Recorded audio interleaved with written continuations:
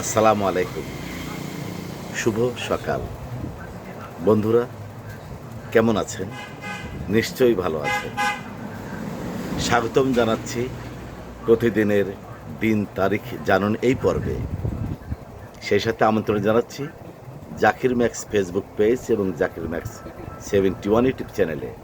আশা করছি পেজটি ফলো দেবেন এবং চ্যানেলটি সাবস্ক্রাইব করে আমাকে পাশে রাখবেন, আমার পাশেই থাকবেন।